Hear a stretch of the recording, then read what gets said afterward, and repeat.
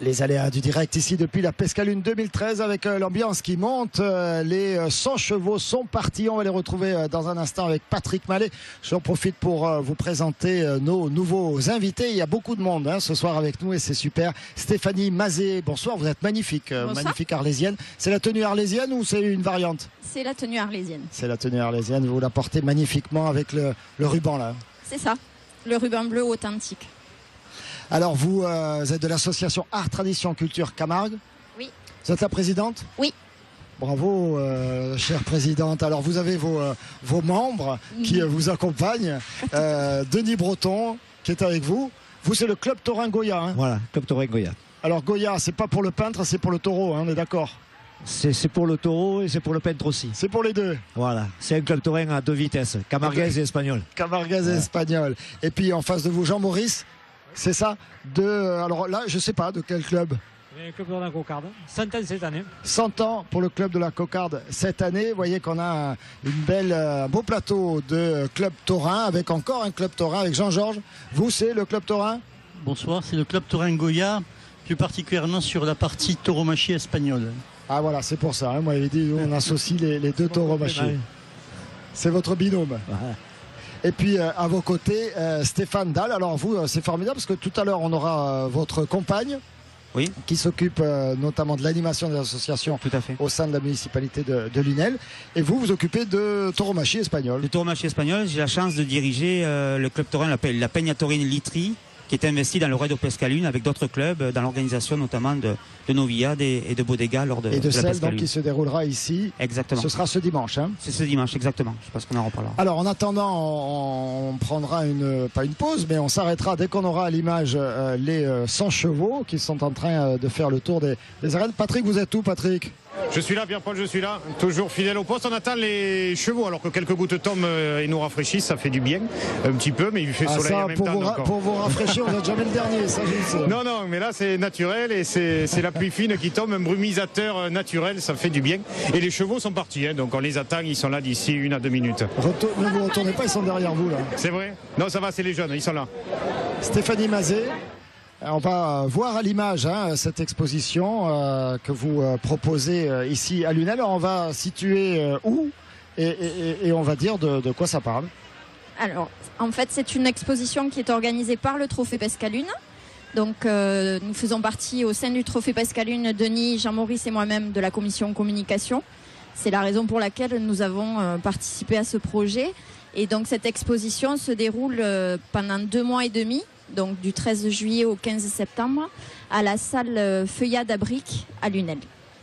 Alors avec une sélection d'affiches, à la fois de tauromachie Camargue et de tauromachie espagnole, et avec des affiches, on voit des visages connus, des raseteurs. Là, on a vu Chomel tout à l'heure, Castro, etc. Vous avez combien d'années, combien de décennies de tauromachie affichées? Donc depuis 1861, des documents qui datent d'avant 1900, et des documents aussi qui datent d'avant la construction des arènes, puisqu'il y a un document en particulier qui est plus sur la corrida aussi et sur la course, qui date de 1851 si ma mémoire est bonne. 1851, donc il y avait déjà effectivement bien sûr des traditions taurines ici. Et votre costume, il est de quand? Il est beaucoup plus récent. Parce qu'il y en a de cette époque-là aussi. Aussi. Et c'est vous qui l'avez créé? Non, là c'est ma maman qui coud et c'est moi qui porte. D'accord. Ah oui, c'est vous qui portez, ça voilà. C'est précis. Vous n'avez pas donné un coup d'aiguille, vous. Par contre, vous avez passé la matinée à vous habiller, c'est ça, non? Alors, avec le groupe du Vélo Pescalune, on est en costume depuis ce matin, effectivement, pour la bénédiction des chevaux. Et combien de temps pour le ruban? 1h30. 1h30 pour le ruban, il est bien porté. Merci. Il est magnifique. 1h30 pour s'habiller. Vous avez mis moins de temps pour vous habiller, Denis Breton, j'ai l'impression. Ah, moi j'ai plus vite fait. Plus vite fait.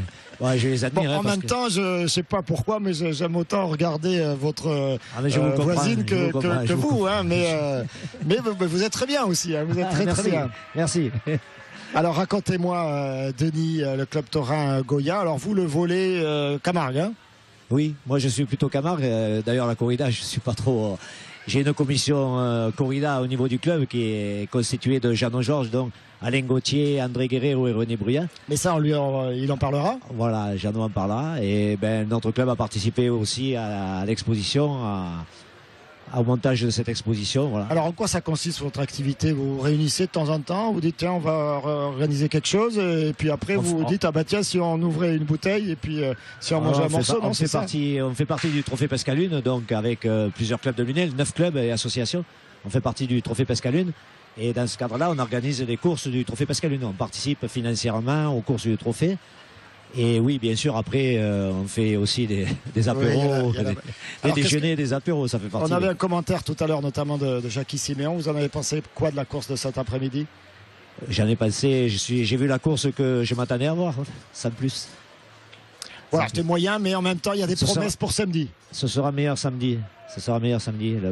L'affiche est plus belle samedi. L'affiche est plus belle. Alors l'affiche, justement, parlons de l'affiche de la Noviade de dimanche. Oui. Noviade, ça veut dire jeune, ça veut dire jeune apprenti torero, futur torero, peut-être, c'est ce qu'on leur souhaite. Et puis jeune taureau. Alors qui sera là? Donc nous avons la grande chance de voir les taureaux de la ganaderie Pages-Maillan qui vont fouler les arènes, qui ont déjà foulé les arènes, le roi de Pescalune, qui vont être là. Donc 6 taureaux qu'on a eu l'occasion de visiter avec le président de la course là lundi dernier. Donc vraiment 6 taureaux homogènes, bien présentés au niveau des cornes et au niveau de la corpulence. Donc vraiment plein de promesses. Et nous avons 3 jeunes en effet qui sont exactement dans l'esprit de ce qu'on attend sur Lunel, combatifs a priori, qui vont être capables a priori d'affronter ces taureaux. Donc Borja Jiménez qui est le plus expérimenté des 3. Nous avons Fernando Rey et nous avons Lilian Ferrani qui vient en 3e. Et donc un cartel qui normalement devrait aller, comme on dit, à masse, justement à la fois la connaissance et puis la jeunesse. Donc un cartel plein de promesses a priori. Alors je risque de vous interrompre puisque les chevaux arrivent dans quelques instants. Oui. Comment, quand on est comme vous, des passionnés, mais quand même des amateurs, vous n'êtes pas professionnel de l'organisation de spectacles, comment vous arrivez à monter des spectacles avec comme ça des jeunes novilleros qui sont prometteurs, qui sont de qualité? C'est un gros travail. Je voulais dire d'abord que les arènes de Lunel ont une histoire très importante au niveau de la tauromachie espagnole. Des courses ont été organisées depuis le 19e siècle, on en a la trace. Et il y a eu des dates marquantes. Et nous, en tant que passionnés, on a voulu conserver cette activité au sein de la cité Pescalune. C'est très regardez, important. Je vous interromps puisqu'on a à l'image les 100 chevaux avec des chevaux, des juments, des poulains, beaucoup de poulains également. Et Patrick Mallet qui est un grand cavalier, je vous ai déjà vu sur un cheval, c'est magnifique. Patrick, racontez-nous. Ben voilà, les 100 chevaux qui passent ici dans ce tournoi où il y a le plus de monde, Pierre-Paul aux arènes. Magnifique spectacle, ces poulains avec les juments qui sautent avec elles. Ils font un tour, ils vont repasser tout à l'heure, mais en tout cas les gens se régalent. Il y a 10 000 personnes, voire un peu plus, 20 000 peut-être, sur tout ce parcours ce soir dans les arènes de Lunel. Et il y a des jeunes, c'est ça qui est important. Comme vous avez le fan club. Vous avez le fan club. Attention votre micro, ils vont partir avec. Ça suffit les jeunes. Ça suffit les jeunes. Allez, on les reprendra les chevaux tout à l'heure. Ils font le tour là. Jean-Georges, vous dites qu'il y a vraiment une tradition à Lunel de corrida espagnole. La reine Pescalune a une très grande réputation dans le mundillo de la corrida espagnole, parce qu'il faut se souvenir, c'est vrai que maintenant, à notre époque, on voit un peu des spectacles taurins un peu partout, dans les grandes férias, mais aussi dans les villages aux alentours.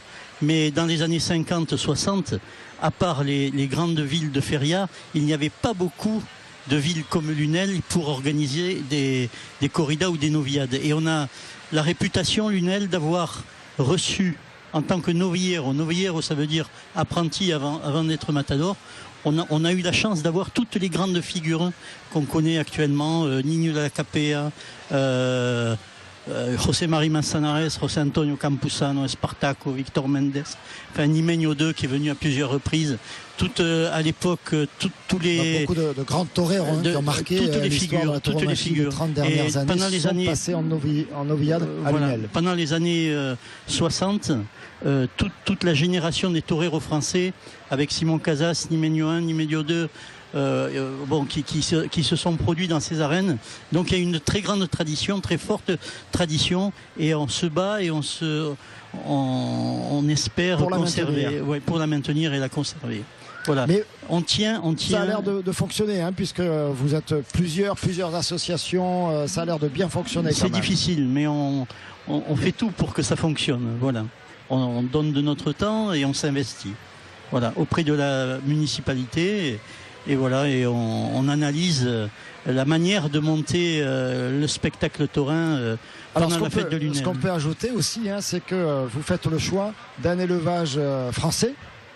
On sait qu'il y a des excellents élevages français de grande qualité. Oui. Et là, Pagès-Maillan vous fournit le lot de novilles. Disons qu'on avait à l'époque, avec les clubs taurins de Lunel, établi une charte de qualité qui soutient le déroulement des spectacles taurins à Lunel.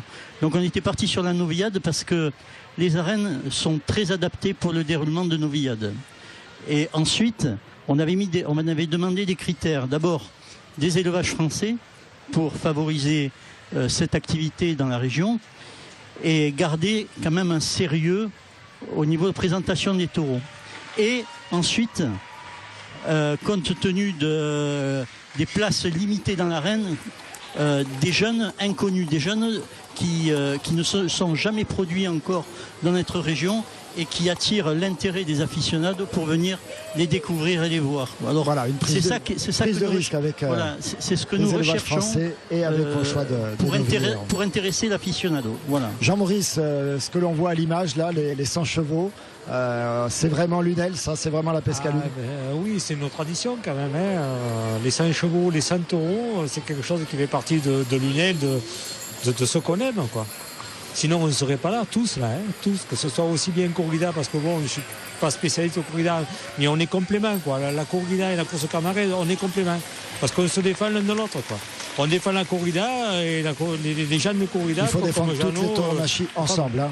Voilà, parce que s'il y en a une qui chute, il ne faut pas donner cher de l'autre. Parce que si on prend mal, nous, quelque part, on est mal. Et nous, on tient à le garder. À le garder, on fait notre possible. Bon, un peu dans tout ce qu'on fait, mais bon, c'est pas évident quand même, parce qu'il y a beaucoup de gens qui nous tirent dans les pattes, quoi.